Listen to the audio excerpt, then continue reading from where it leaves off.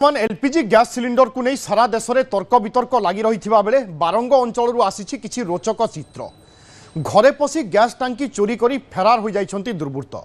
बारंग कटकर मुख्य रास्ता बछीपुर निकट में मथुरा साहू घरे कहीं नथिबा समय घर भितर गैस टांकी चोरी कर नहीं जाइछंती दुर्बृत्त, जहाँ सीसीटीवी रे रेकर्ड होईछि। सूचना मुताबक ये टांकी रे गैस फुल रही बेले चोर जनक मुंडरे हेलमेट पिंधि गैस टांकी को बाइक रे लदी नहीं जाउथिबा घटना एबे भाइराल हेबारे लागिछि। ए संक्रांत अधिक सूचना पाई आम प्रतिनिधि सुशांत रोचंती आठगड़ू। सुशांत, कौन घटना वर्तमान सीसीटीवी को आधार करी पुलिस किछि तदंत आरंभ कलानी कि कौन कह जाउछि घटना को नहीं?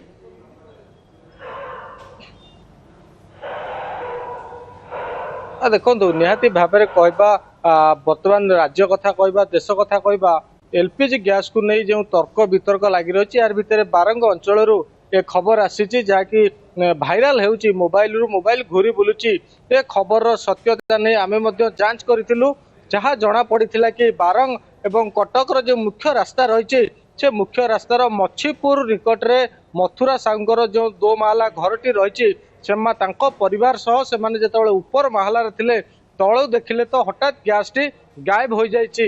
एने से सीसीटीवी चेक कले चेक करने पर जानवा पाइले जे जड़े व्यक्ति आसुचंती मुंडरे हेलमेट पिंधिचंती एवं एलपीजी टांकीटा को सीधा सड़क टेकी नेउचंती गाड़ी रे रखी चली जाउचंती। ए घटना से जेतेबेले जाइले गाड़ी नंबरटी सीसीटीवी रु तो बर्ती जाइए गाड़ी नंबरटी सीसीटीवी रे रेकर्ड हो पारि नै, किंतु जो व्यक्ति विशेष रेकर्ड होइचंती जे एलपीजी सिलिंडरटी नहीं जाउचंती तांकर पूरा शरीर रेकर्ड होता मुहटी स्पष्ट होइनी। एने परिवार पक्षरु कौन थाना कौन मामला अभियोग करा जाय नै, जहाँ तांको परिवार सहित आलोचना करा जायतिला से सीधा सड़क भाव कहते चोर गोटे एलपीजी सिलिंडर नहीं गला तेबे आमे आगामी दिन में निहाती पके सतर्कता अवलंबन करूँ। आमर जो घर मुख्य गेट रही से गेट खोला रहा कारण चोरटी घरे पशिबा को साहस करथिला। जदि गेट टी बंद था हुए तो चोर आसीपारि न था, जेहेतु घरटी मुख्य रास्ता ठारू अल्प मीटर दूर रही चोर आसवा को साहस कला। एने परिवार पक्षर सूचना जहाँ रही कि से आगामी दिन में निहाती पके सजग रे चोर मान प्रति सजग रे। ए घटना को नहीं बारंग कथा कहबा कटक कथा कहबा सारा अंचल एक प्रकार चर्चार विषय चलती। वर्तमान गैस संकट उपजुवा बेले चोरटी केउभली भाव में एलपीजी सिलिंडर धरी सीधा सड़क गाड़ी रे छू मारिची। ए घटना एक प्रकार चर्चार विषय पलटिची।